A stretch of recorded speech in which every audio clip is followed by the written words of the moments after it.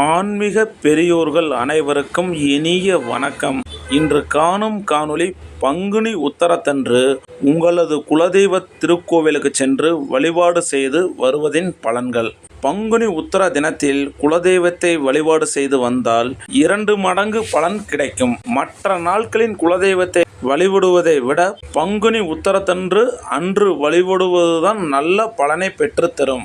உங்களது குலதெய்வ திருக்கோவிலில் காவல் தெய்வங்கள் என அழைக்கப்படும் அருள்மிகு ஸ்ரீ மதுரை வீரன், அருள்மிகு ஸ்ரீ சுடலமடன், அருள்மிகு ஸ்ரீ கருப்பணசாமி, அருள்மிகு ஸ்ரீ முனீஸ்வரர், அருள்மிகு ஸ்ரீ ஐயனார் காவல் தெய்வங்களை வழிபாடு செய்து வருவதால் நமக்கு கிடைக்கும் நற்பலன்கள். கோவில்களில் பங்குனி உத்தரத்தன்று சென்று வழிபடுவது வழக்கமாக உள்ளனர் மக்கள்.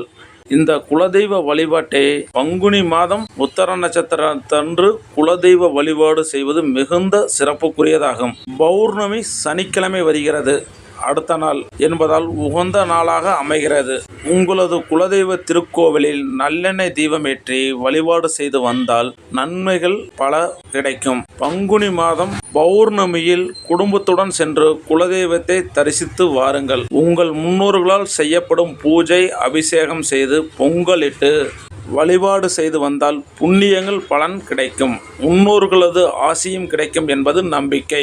வழிபாடு முடிந்ததும் அங்கேயே உணவு சமைத்து பரிமாறி வீடு திரும்பும்போது குலதெய்வத்தை திருப்திப்படுத்தும். குலதெய்வ திருக்கோவில் செல்ல முடியாதவர்கள் என்றால் உங்களது வீட்டின் பூஜையறையில் இருக்கும் உங்கள் குலதெய்வ திருவுருவ படத்திற்கு படையலிட்டு மனமுருகி வழிபாடு செய்து வாருங்கள்.